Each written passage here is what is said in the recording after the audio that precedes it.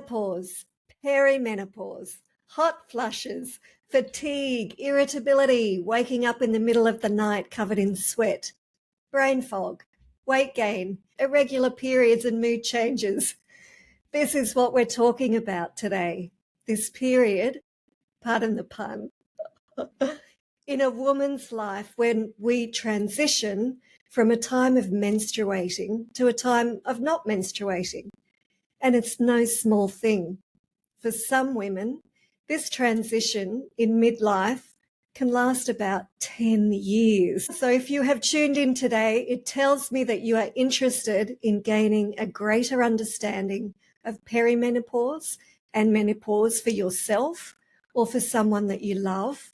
And a special thank you to any male listeners today who have the grace to want to understand what the women in their life are going through.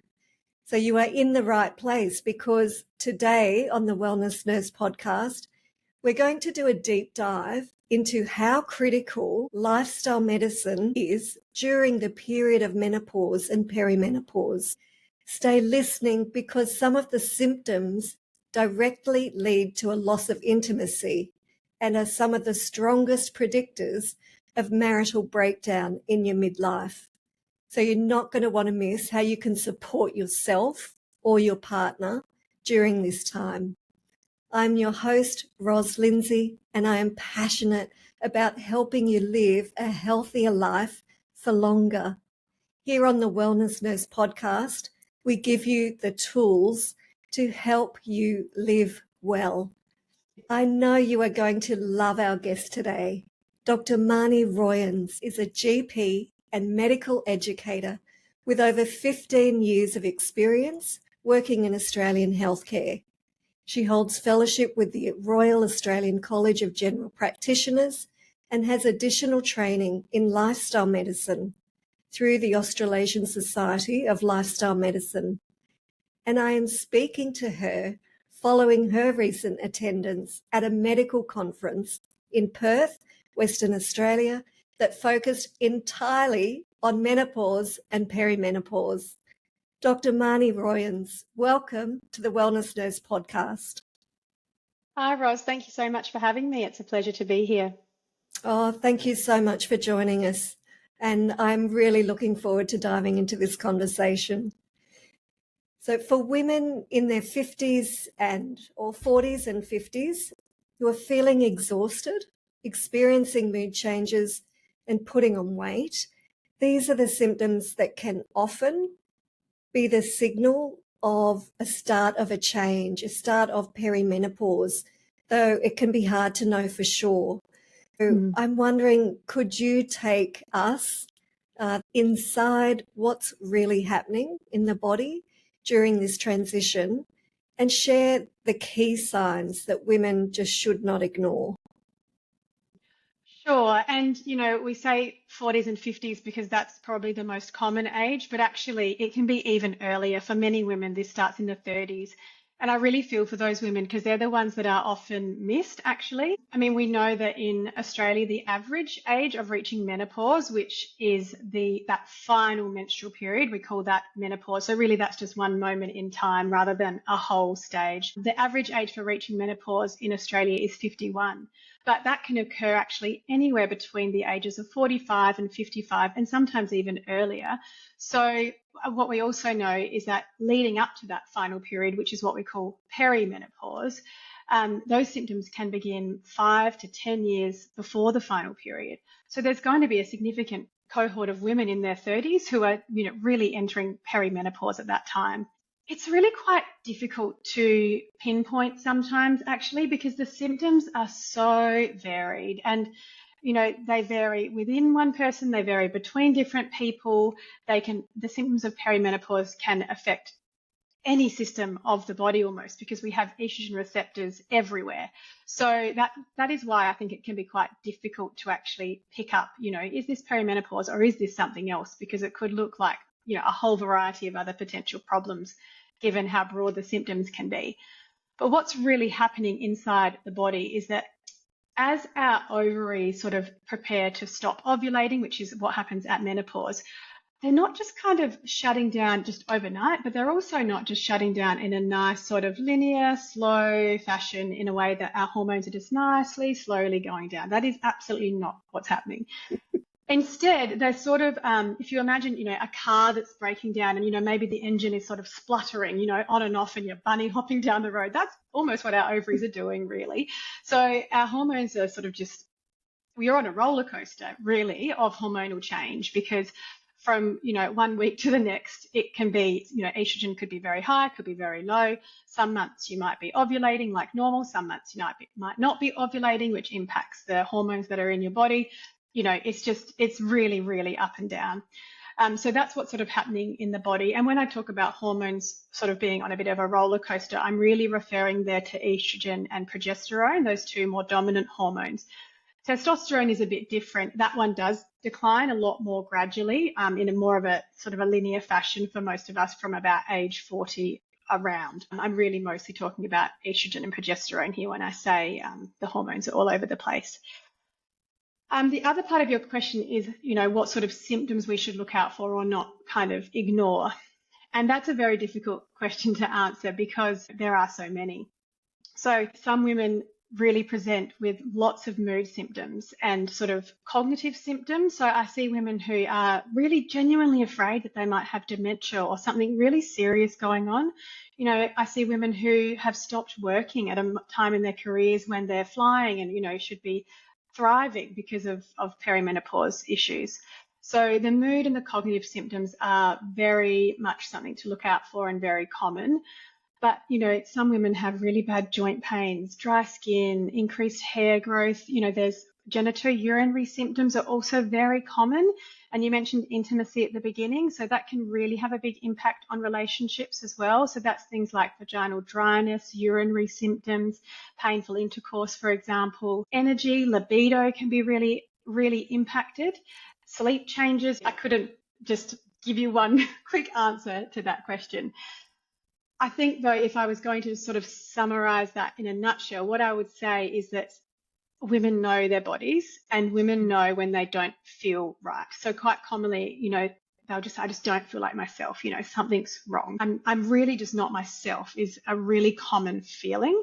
So I think if there's the idea in your mind that something's not quite right, don't ever ignore that. Definitely talk to somebody about it. Well, it's an even longer list than I realised. It's an incredible change. In a nutshell, if you feel like something's not right, do not ignore it because there's lots that we can do and go and see your GP. Yep. We're going to focus on the role of lifestyle medicine in perimenopause and menopause. However, it's undeniable that hormone replacement therapy remains a cornerstone in management. In what situations is HRT indicated? And do GPs across Australia still largely depend on HRT as a standalone strategy? A really interesting and topical question, actually. We'll use HRT and MHT interchangeably, so hormone replacement therapy or menopause hormone therapy, essentially the same thing. And what we're talking about there is replacing estrogen and progesterone, sometimes also testosterone as well. So yes, menopause hormone therapy is extremely effective in treating menopause symptoms because you're really fixing that kind of underlying issue. So we do have non-hormonal treatment options as well, but nothing that can sort of address all of those symptoms like menopause hormone therapy can. So with the non-hormonal type treatments, we're often sort of trying to target, one or two sort of symptoms at a time with those. And in what situations is hormone therapy indicated? Almost all of them, almost for any woman when quality of life is impacted. There are very few reasons that we should not use hormone therapy. There are some, and it's a very individualized, discussion and decision-making process. I think shared decision-making is key with any medical, decision that we're making, any life decision that we're making. But, hormone therapy is safe and effective for almost all women. So if quality of life is being impacted, then yes, hormone therapy is indicated. It's really difficult with answering the second part of your question about whether or not GPs are, sort of relying on hormone therapy as a standalone strategy, because I think it really, really varies, honestly. Some GPs are extremely, very well versed and very competent in managing menopause and women's health. I think other GPs do feel like they lack confidence in this area sometimes. They feel a bit unsure.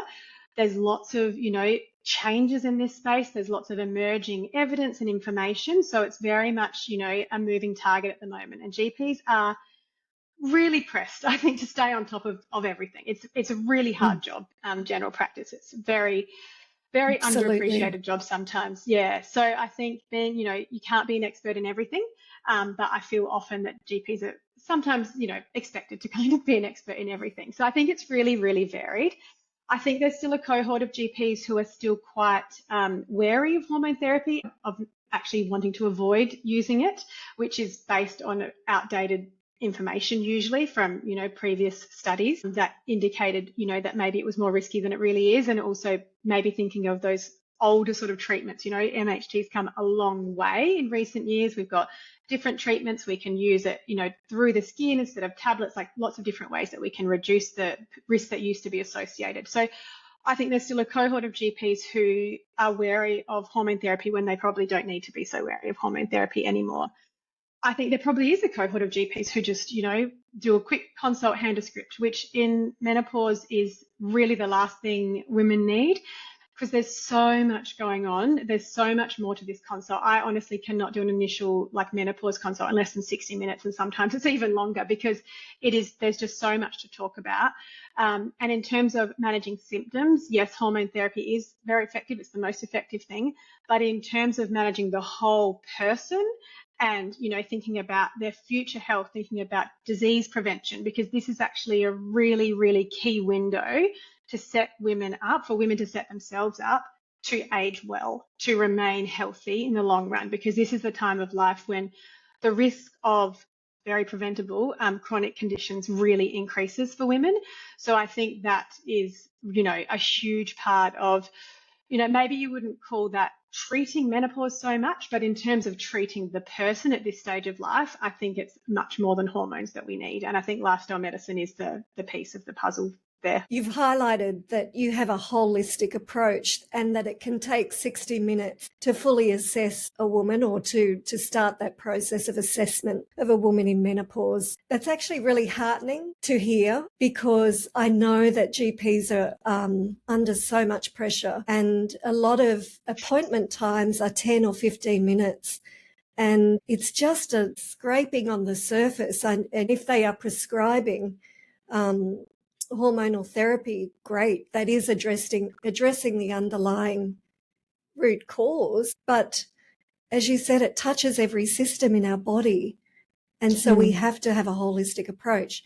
So we're going to do a deep dive into lifestyle medicine now, and how critical it is during the period of menopause and perimenopause.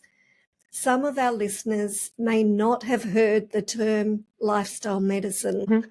So, Dr. Marny Royans, you are one of the rising number of GPs across Australia that has incorporated lifestyle medicine into their general practice. So would you like to outline what lifestyle medicine is? Yes, I would love to. And I really do hope that people are becoming a bit more aware about what lifestyle medicine is. But I think you're 100% right. I think within medical circles, people are starting to learn about it. But I don't think the wider community has really got a very good understanding of lifestyle medicine.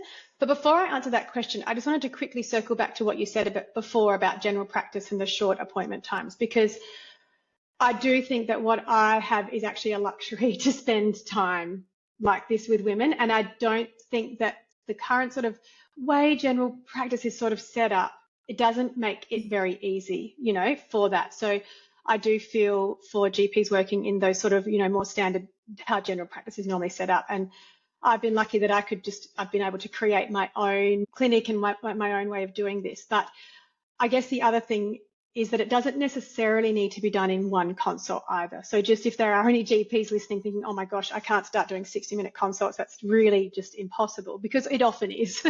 You can just book maybe 2 or 3 double appointments or something like that, just so that can be done over a course of appointments. But anyway, just was thinking about that when you were speaking.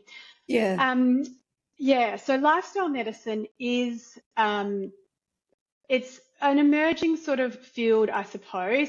I think there's a few key things that I would like to cover about it. One is that it is very much evidence-based. And in so many ways, I feel like one of the things I love about lifestyle medicine is that it just feels almost like going back in time, like as in you're going back to just basics, like the very basic foundational things. And it's been very reassuring, I think, actually doing the accreditation of lifestyle medicine with ASLM, because I just think with social media and, there's so much information and there's so much noise. And even I, as a GP who was already interested in lifestyle medicine, was starting to feel a bit like, wait, what's real, what's not, just confusing information. So having now being able to do this accreditation has really, really reinforced the basics still hold true. And I think we overcomplicate it a lot sometimes, our lifestyles.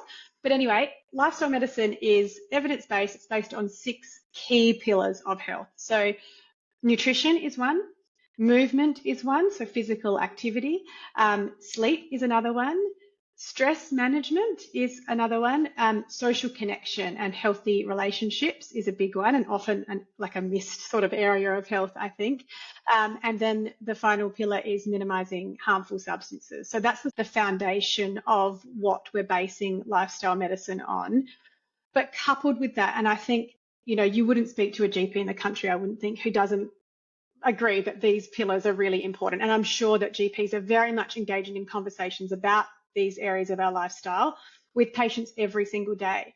I think that, again, because of so many different issues, I think the other part that is difficult in general practice is the side of lifestyle medicine, which is more around understanding behaviour change and being able to provide that ongoing regular support, sort of more of a health coaching sort of approach, but really understanding why is change hard? What helps make change less hard? How do we make change sustainable? Because I think it's one thing to give information to patients, and information is power. I'm an educator. I'm very interested in information sharing. But information alone is not actually enough to result in long-term behaviour change. Even when people have a really good understanding of why this is so important for my health, they get it. They know it's important, but that doesn't necessarily result in change. They also need support and that sort of health coaching approach, and regular sort of follow-up as well, quite frequently. So I think that's the part that's hard in general practice. But that's, I guess, in a nutshell, what lifestyle medicine is. I love that you've raised people need that ongoing support, and that information alone is not enough. I read an article yesterday about nurse-led clinics, and I don't know if this is something that you're involved in or you've explored, but the Murrumbidgee Primary Health Network are using these nurse-led clinics, and they've started them for patients that have diabetes. I know this is slightly off track, but I'm coming back. Okay. They are where the nurses become involved in educating and that ongoing support, and it's supporting people in between the medical appointments. That is something I would love to see with lifestyle medicine and, preventing chronic disease. It could be tailored specifically for menopause, for specific areas. I would love to see that developed in Australia. In the meantime, too. I think that is amazing. And I do think it's not, I think a multidisciplinary approach is really important. I don't think a GP alone is able to manage all aspects. Like I said before, we can't be an expert in everything, can we? So I think what you're saying, a nurse-led kind of approach, or even, I don't know if you've heard of shared medical appointments either, which is sort of where a GP and a nurse together, or, a GP and a nurse and another allied health, or, basically a few different practitioners come together, each with different roles, and with a group of patients who, share a similar goal, have a similar health concern, and then you can actually have a shared medical appointment where you're providing education, but you're also providing tailored plans. And then I think having something like a nurse or a health coach or some other regular kind of touch point in between, would be a great model. I think so too. I'm excited about it.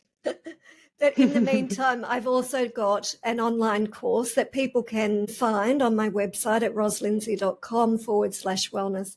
And that is an overview of lifestyle medicine and how they can get started and how they can develop those habits and where to start in the first place. Which pillar do you start on? If you would like that extra touch point or support, that resource is available and I will put it in the show notes. Marny, let's dive into nutrition specific to menopause. So nutrition's often described as the foundation to well-being. What specific nutritional changes or habits do you find most impactful for women managing menopause symptoms and supporting long-term health? Good question. I think I'll try and be as succinct as I can, but this could be an hour-long episode in and of itself, couldn't it, really? There's a few things I think that are really specific to perimenopause, menopause, and women's midlife health. One, and I have to preface this by saying that I don't think there's a woman currently in midlife who doesn't have some unlearning to do in this area, only because we lived through the 90s, didn't we? You know, we've been exposed to a lot of really harmful messaging, actually, you know, that thin is better, thin is healthier, restrict, low calorie, carbs are the enemy, fat's the enemy. Like, it's just an absolute minefield. And often there's also a lot of deeper stuff going on with this. You know, we often have tied our self-worth to our size. You know, there's a lot to this. So I think in terms of women in midlife in particular, one of the key things to start with is moving away from restriction, from a restriction mindset, moving away from diets, because often we're feeling like we've got no energy, we've got terrible brain fog. Then if you're completely undernourished, that is going to make all of that much, much worse. So moving from this idea that I need to restrict more towards, you know, how can I nourish my body? Tuning back into our bodies, you know, listening to our hunger cues, tuning back into how certain foods make us feel. Often women will talk to me about emotional eating and, you know, there's all of that side of it. To be perfectly honest, I don't think it's very possible to work through that alone. So if any of what I'm saying is resonating, you probably need to get some support from someone who is very well trained in that sort of trauma-informed, non-judgmental, non-diet approach, which is what Cara, who I work with at Lifestyle Medicine Collective, is just, you know, she's amazing at helping women with that, and women report feeling just a sense of freedom, actually, from the food noise and restriction after working with her. So that would have to be one of the key things, I think, for most women. The other thing would be, if we can, keeping along that sort of vein, think about what can we add. So it's often we want to do this big overhaul. Someone just hand me a meal plan, tell me what to do. That is not usually sustainable because it's not your life, it's not your preferences, it's not the food you cook. So as a very first step, I think tuning into the body and this, you know, listening to the cues that it's giving you. But secondly, you know, with what I'm already eating right now, what can I add to make this more nourishing? You know, how can I sort of boost the vegetable content? Can I add a handful of baby spinach to my lunch? Can I put some more vegetables with my dinner? Or could I add some chia or flax seeds to my oats in the morning? That sort of approach, I think, is very sustainable, but also it's really empowering more of a nourishing mindset.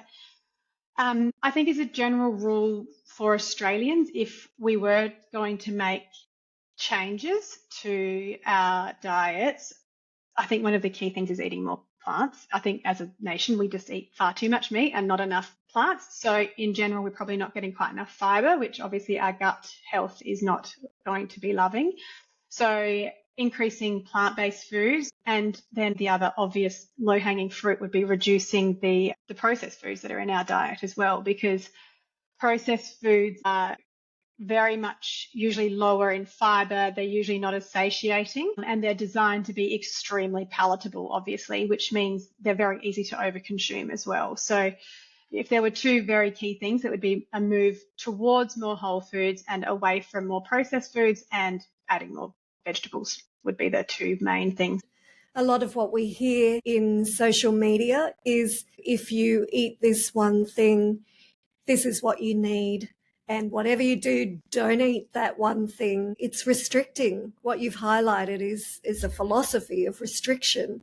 And I wholeheartedly agree that food should be loved and enjoyed and celebrated. You know, a time when people come together and have a meal together. That's one of the most special things of all. Changing that mindset of restriction towards one of nourishing our body and nourishing our soul as well is really important.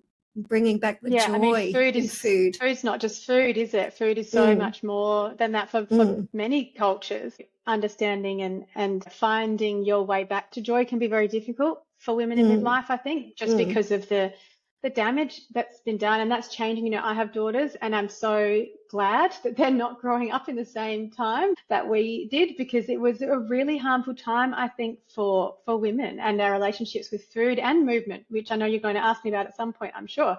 But yeah, even with movement, you know, we're trained that we move to burn calories. Like, no, that's not why we move. So yeah, it's a lot, but it's powerful once you do that work with support. It's a really powerful thing.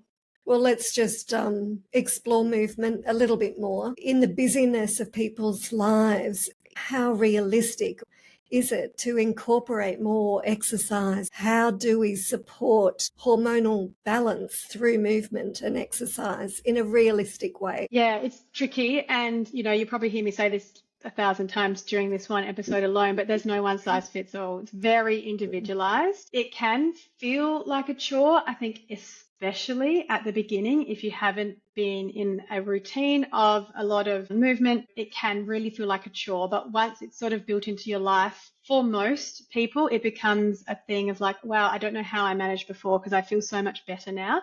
And eventually most people do get to the stage where they're like, oh yes, this is, I almost look forward to this. Not everyone though. Like, I don't want to make it sound like, oh, you know, you're going to love exercise. Some people really dislike the feeling of exercise. And I do understand that and hold space for that. And so for those people, it might be about really scaffolding, structuring, supporting your environment, doing everything you can just to support your goal of movement.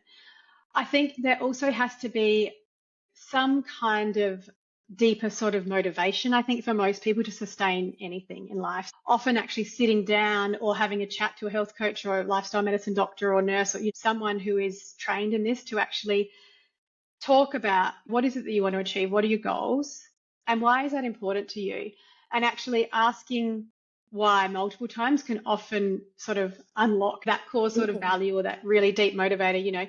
Why is that important to you? And then they'll give you an answer, and then, okay, and why does that matter? Okay, and why does that matter? And then often the second or third time we'll be like, oh, okay, yes, your family is really important to you and you want to be able to run around with your grandkids or whatever it might be. So I think having that sort of deeper why is helpful and it's motivating, but motivation does not just stick around. It's not there every single day. It ebbs and flows, and that's normal. So thinking that we can rely on motivation and willpower again is kind of one of those common mistakes. In terms of which types of, you know, movements are most beneficial for women in midlife, I would say any movement that you will actually do is a very good place to start, especially if you're coming from a baseline of not moving much. And then you think, okay, well, I've got to do strength training for my bones. I need to do cardiovascular training for my heart health. I need to do some flexibility for, you know, and balance training so that I don't fall and so I protect my joints. You know, if you start to think like that, and go from sort of zero to hero, which is what everyone wants to do, because this all or nothing approach, like, it sounds so great. Like, look at this amazing exercise routine. I'm going to start that tomorrow. It's going to be so great. But it's usually not sustainable to do that. So small steps are really important, and just starting with something that you can realistically do regularly. Then once you've built up that regular movement habit, then you can start building on it. Then you can start thinking more deeply about, well, which types of movements do I need most for different reasons? Because different movements do different things for our health. That is true.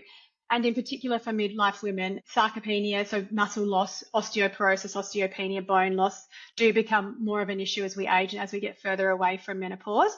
So that's where strength training and, you know, balance training to prevent falls and to protect our muscle and bone health is really important. But you just need to do that in a way that I think is realistic. And we do have really busy lives. So I don't know how long we want to spend on this one topic, but one of the things that I find helpful for me, and that one of the things that I get my women to do when they're embarking on exercise, is to actually create sort of 3 different sort of schedules or routines of what they want their exercise to look like. One is this sort of ideal version, you know, when the Swiss cheese, you know, all the holes in the Swiss cheese are lining up, life's going great, none of the kids are sick, you know, I'm feeling energetic. This is the ideal. This is what I'd really love to be able to do when everything's going great. Then there's sort of what I call a realistic version, which is like, yeah, okay, like life's a bit busy, you know, this week's a bit crazy, so-and-so's got an extra volleyball thing, so, you know, whatever. This is that middle, like still sort of maintaining the level of exercise that I'm hoping to achieve, or maybe it's like, you know, meeting the Australian guidelines, perhaps depending where you're starting, but it's just a bit softer. Then there's like a gentle version. This is a bit of a disaster week, you know, the kids are sick, whatever's going on, I've got a work deadline, I'm flying wherever for work. So that what I call is sort of like a minimum viable version of this habit. Because what that does, even if it's a 10-minute stretch, you know, even if it's a 5-minute walk on your lunch break, whatever it is for you, that keeps the momentum going. It's those small steps, the minimum viable version of this habit. One of the things that sort of prevents is this feeling of I've fallen off the wagon, because I'll hear that a lot. Women will say, you know, I start out really strong, then I go off track, or I fall off the wagon. But if we actually set ourselves up in a way that there is no wagon to fall from, you know, all we're doing is just putting one foot in front of the other in whatever way that looks for us right now. So it can look very small, but we're still, you know, moving the needle, if that makes sense. So that's how I sort of think of it. And again, there's a lot of mindset work here as well, because I think we have this false idea that consistency, or what I should be able to do is the same thing every day, or I'm going to get up at 5:30 every morning and go to the gym, you know, very unrealistic ideas about things. That's not sustainable for really anyone. So I think we just need to also have a bit of a mindset shift around what consistency means. You know, zoom out a bit. Maybe you're consistent over the course of a month, you know, especially if you're still cycling and you're actually premenopausal.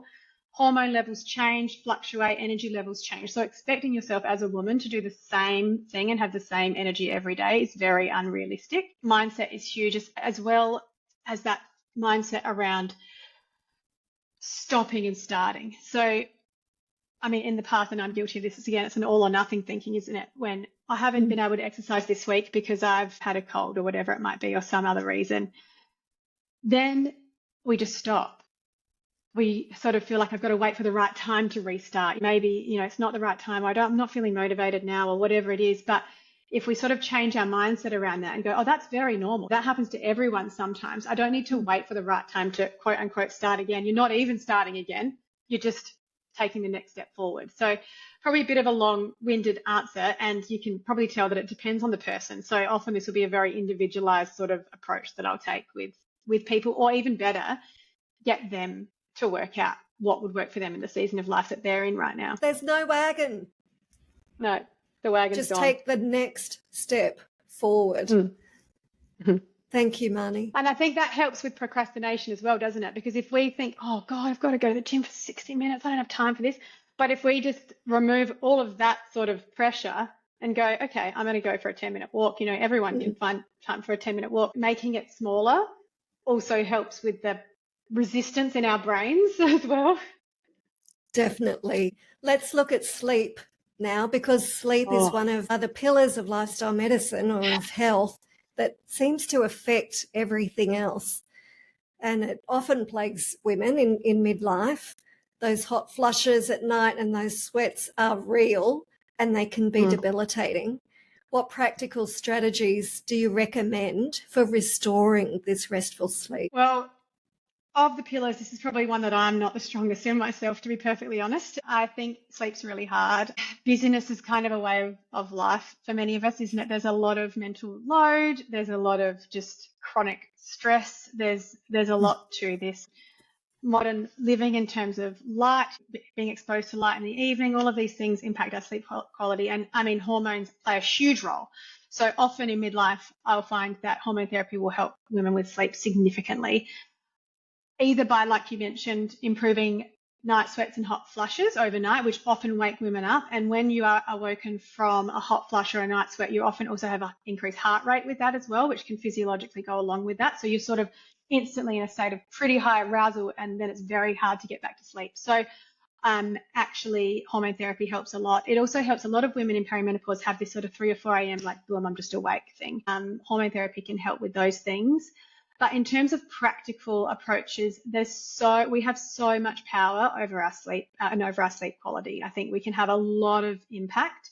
And when I say power, what I don't want people to take away from that is, like we can't force ourselves to sleep. It's not like a switch that we can just turn on and off. But what I mean by that is that we have a lot of control over the way that we set the stage for sleep to take place.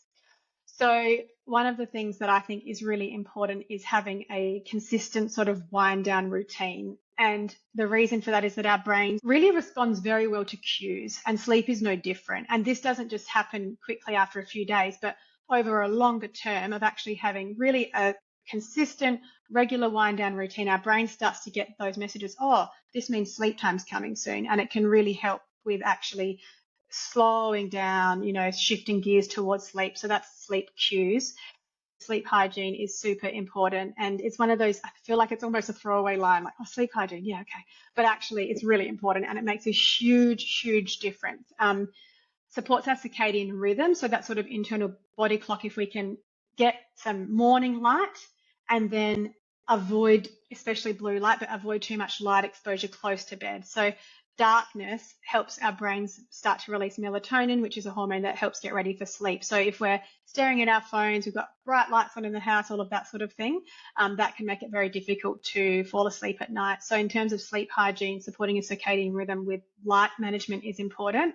Turning your screens off, putting them in another room. Hard to do. I know, easier said than done. Like I feel the pain. Keeping the room cool is another one. So there's sleep hygiene, and again, the wind down routine, the sleep hygiene factors will obviously vary from person to person. But I think we're also very frequently not actually aware enough of the disruptors of sleep, and alcohol is a huge one, especially for women at midlife. So alcohol is one of those things where people often think, but it helps me sleep better. I fall asleep really fast if I've had a few wines or whatever it might be.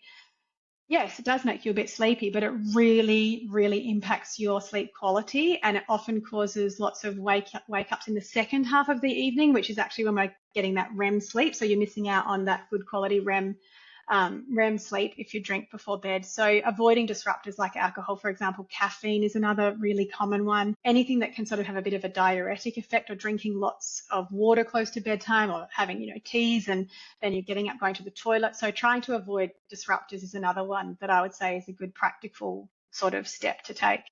Yeah, absolutely. There's so many things that we can do practically, and like any of these pillars, they require a decision, and then learning how to introduce that new habit into our life. What about social connection and the power of community outside of our immediate relationships? Well, there's a lot to talk about here as well, actually. And, we often think about social connection as impacting our mental health, and our emotional health, but it actually has a huge impact on our physical health as well. So there's lots of research that supports the power of social connection for longevity and the actual dangers of loneliness. It's really dangerous to our physical health. Perimenopause seems to be a time in life when women do feel really alone. They often describe this feeling of like, they feel like they're the only one going through this, but it's really common. And maybe talking about it is a good place to start for that sense of community, and just knowing that you're not alone, that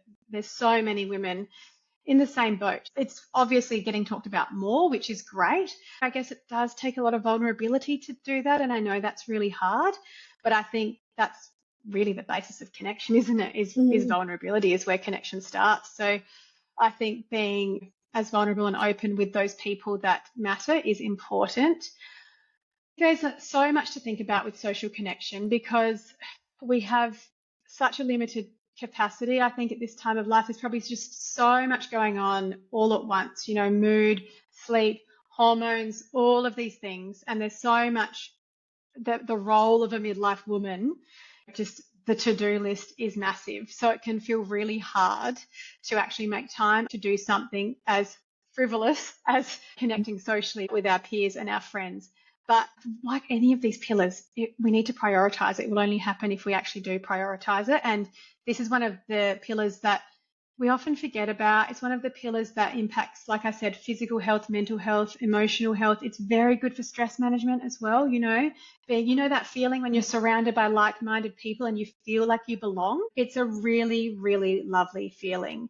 It's not always easy to find, but it's important to try to find that. And when you do, to hold on to that. I also do think, though, that it's important to mention that we're talking here about meaningful connection. So often we can have a very busy calendar and we're seeing people a lot, or we feel like we're busy and doing things and seeing people, but maybe the real deeper connection is not there. Some people are quite introverted and do struggle, I guess, to initiate social connection. So again, like any of them, it's not a one size fits all in terms of how much social connection does one person need compared to another to feel that sense of belonging. It's very variable. And probably a little bit of a tangent, I guess, but what I think is also plays into this social connection piece is actually boundaries as well, because I do feel like as women, we're sort of socially responsible for just like looking after everyone and everything. It feels like that sometimes anyway. Being able to maintain boundaries, to look after yourself, so you've then got the capacity and the energy and all of those things to actually invest in social connections with those people that really matter, is also probably quite important. What a great point. Boundaries are always very useful with all sorts of things, even acknowledging to yourself that social connection is actually doing something for your health. So when you are going out with your girlfriends, you are doing something for your health. Give yourself permission to do this. This is so important for you. And if you want to dive deeper into that, the previous podcast on the Wellness Nurse podcast is all about social connection and the how to connect, especially if you're introverted, how to form those connections and how to build those meaningful relationships. So let's explore stress management and finding calm. It's obviously influenced by all of these things, by movement, by what we eat, by how much sleep we get, by the social connections that we have.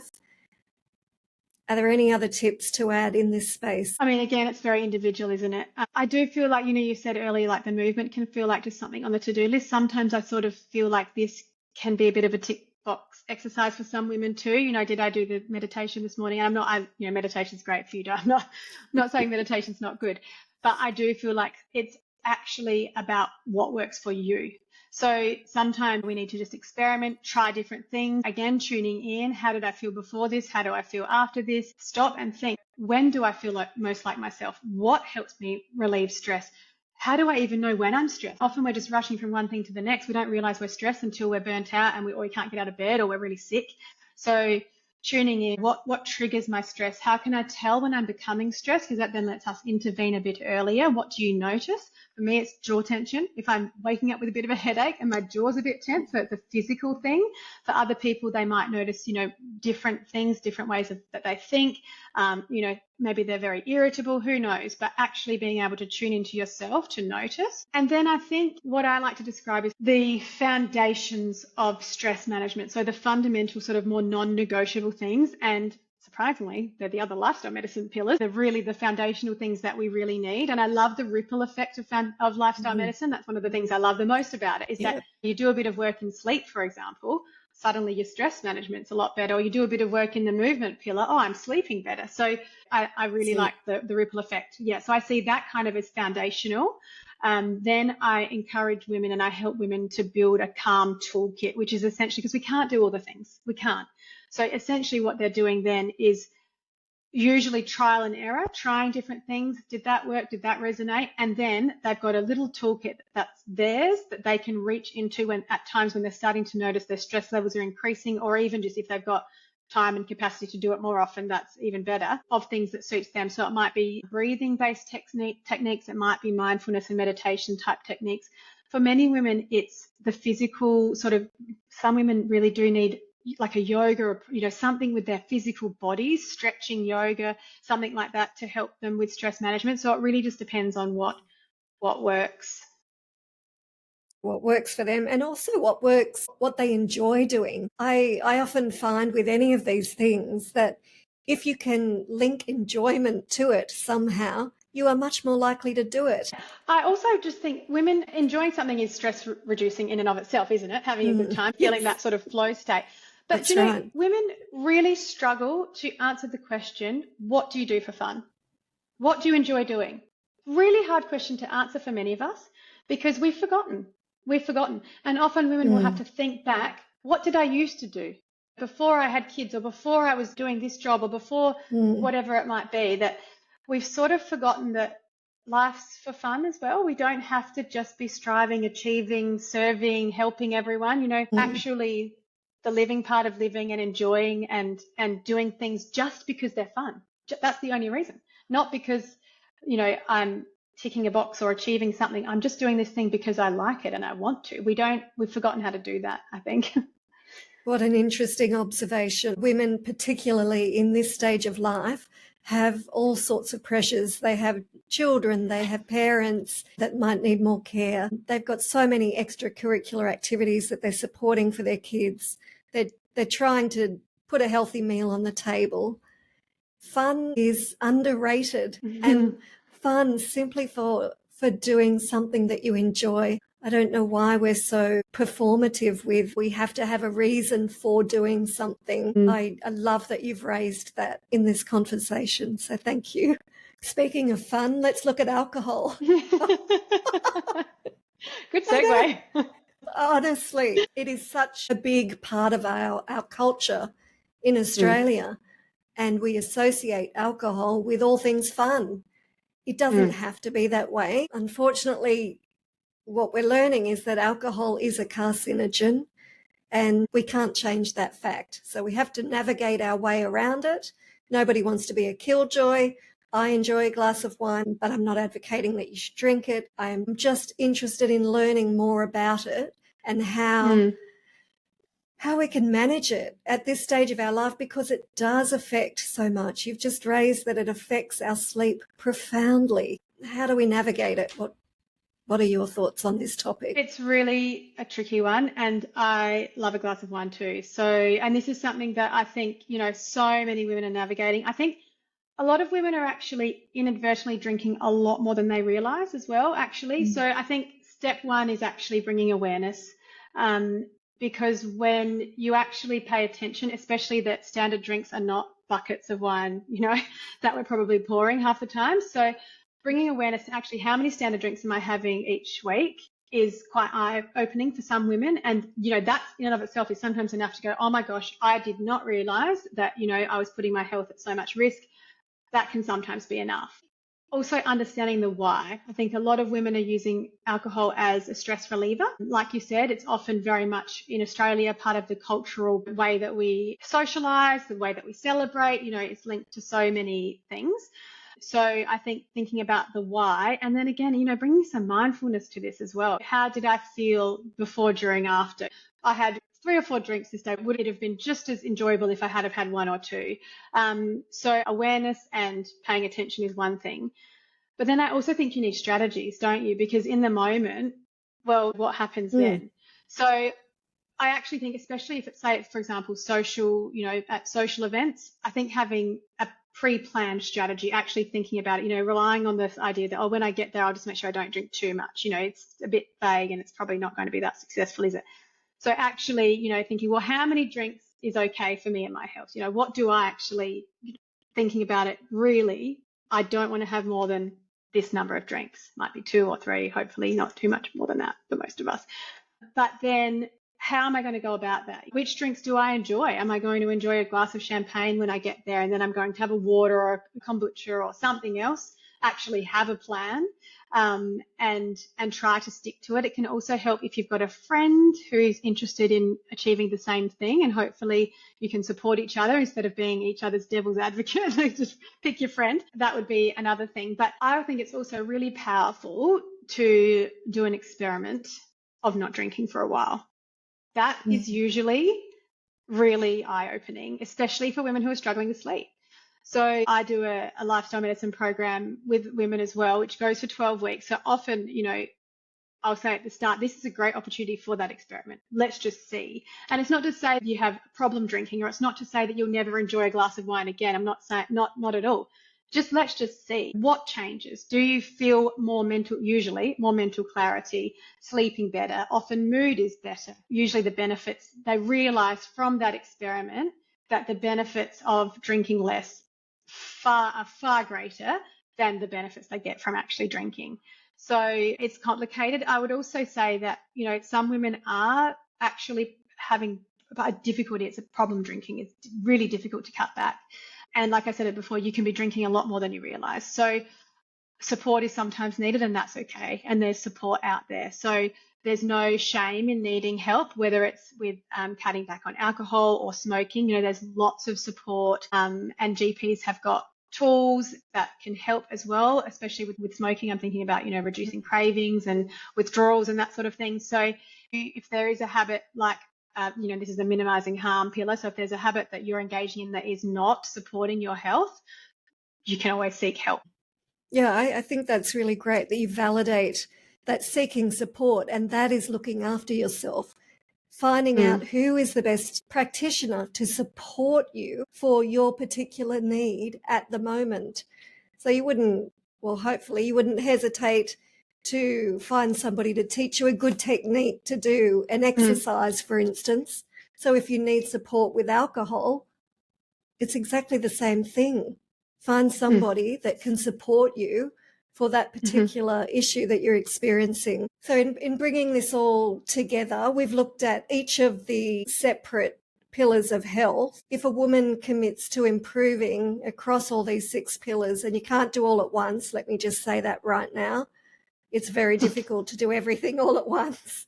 But over time, over the next 12 months, if they were to commit to addressing each of these areas in their life, what kind of transformation could a woman realistically expect to see over this next 12 months? A huge one, actually. I think I'm glad you said 12 months, because I think, some women are thinking, oh, well, maybe in the next 6 weeks or maybe in the next 2 months. If somebody is offering you some kind of overnight solution, some kind of quick fix, if it sounds too good to be true, it probably is. So yes, like all things, change takes time, and actually putting in time and effort will get really, really profound results. But the best thing about lifestyle medicine is that you will feel better now, but also your future health can be just a completely different trajectory as well. So I would say that they can expect to notice huge changes in things like energy levels, strength, sleep, even just the way that they, feel in their bodies about themselves. Like often it's so empowering actually that people feel more confident in general, actually. Social connections and relationships can be improved. I feel like it's really can be very, very transformative and life-changing in so many different areas. Usually the biggest piece of the puzzle is the mindset work, actually. I find that it's not a pillar on its own. We've got the 6 pillars, and like you said, definitely we're not overhauling everything at once. We're picking what matters most right now, and then what's the first small step in that area. But I think before we even do that, there's so much foundational groundwork that needs to be done. And so that's things like we've talked about multiple times, understanding the power of small steps instead of the big overhauls. It's things like understanding the science behind motivation and willpower and behavior change and habit formation, because often we've been telling ourselves, we've been trying something, whatever it might be. Ultimately, it's not sustainable, but it was never going to be sustainable in the first place, but we didn't know that. So then what happens? We blame ourselves. Well, I'm just lazy, or I've just got no willpower, or this always happens, like I'm the problem. But no, what's actually most likely is that whatever solution was being sold to you or advocated to you was not sustainable for you in the first place. This is such an individualized thing. We can't just build an exercise and a food plan and just give it to everyone. We're too different for that. That won't be sustainable. So often it's about learning, well, how do I set myself up for success so that whatever changes I do decide to make are going to be sustainable? What gets in the way when I'm trying to make changes? What gets in the way, and how do I overcome that? How do I keep moving forward? Because stuff will get in the way. I feel like when we're thinking about embarking on lifestyle changes or anything sort of transformative for our health and lifestyle, we're almost imagining an alternate reality version of ourselves in our lives where everything's perfect and I'm going to do all of this stuff, but it actually is going to be you in your real current life So it needs to be realistic to that. We can't create this perfect version for a fake person that doesn't exist. Learning how can I set my environment up to best scaffold and support me in making these changes? How can I set up the people in my life to best support me in making these changes? The groundwork stuff I think has to happen even before we start the actual, the pillars. Managing setbacks, getting support, but the transformative power of lifestyle medicine for how you feel now, but also the rest of your life is undeniable. It is so worth it in the long run. It's just absolutely vital. I couldn't agree more. And I love the term that you've used there, which is scaffolding, because often we see a course or a diet or a particular type of exercise, whatever it is, but there is no scaffolding around it. So it's a standalone thing that you think you're going to be able to do in your current life, and then at the end of it, get that transformation. Honestly, I've seen so many quick fixes. I've tried most of them at various times in my life. They don't work. They don't work. No, and the reason that they don't work is that there is no scaffolding. And I love that term. And if that's okay, I'm probably going to use that again at some stage, because it is the supportive mindset around any of these things that you need to build first.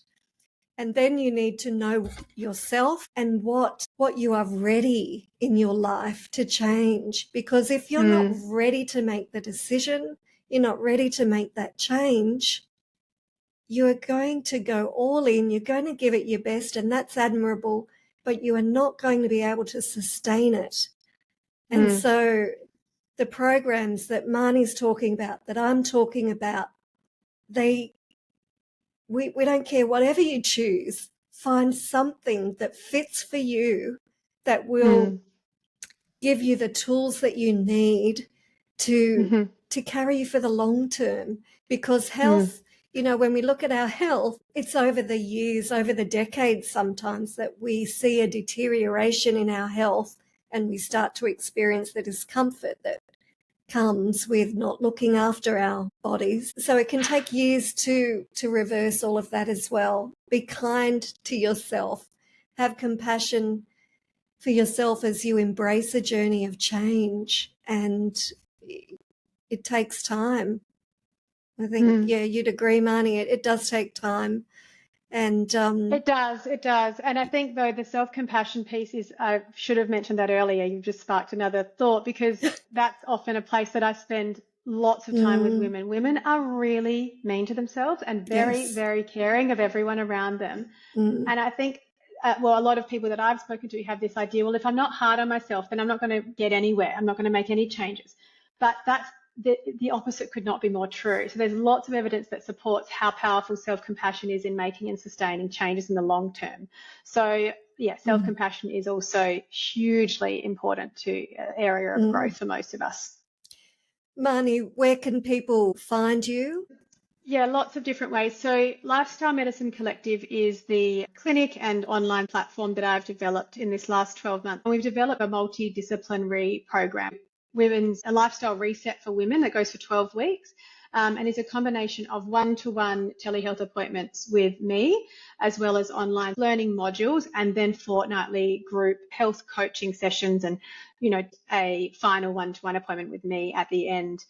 It's also important for many women to sort of get those baseline sort of health markers, blood tests or body composition scans, just to get a bit of a snapshot, I guess, about where their health is right now, sort of a full checkup. And then you can repeat those markers as well towards the end of the program and see how things are going. It's only 12 weeks though, so obviously the idea is not some kind of big overhaul, like we've just said, in a short space of time, but really laying the groundwork and setting the stage for you to have the tools to then keep going. It's amazing. So if you are listening, you want to learn more, you can I'll put a link to Marny's website in the show notes. I'll put a link to my website. Tune in to The Wellness Nurse every fortnight. We interview a practitioner or fellow Australians that are making these changes in their life. so that we can learn from each other. I'll just do a quick medical disclaimer here because that's very important as well. So the content that's discussed in this podcast is for general educational and informational purposes only. It is not intended as individual medical advice, and it should never replace consultation with your own GP or another qualified health professional. So always seek personalised advice before making health or lifestyle changes, especially in relation to menopause or perimenopause or any other condition. But I would like to leave you with this, and I would say love your body, love yourself today. Your body is working hard for you every single moment. Please prioritise your health and take care. See you next time.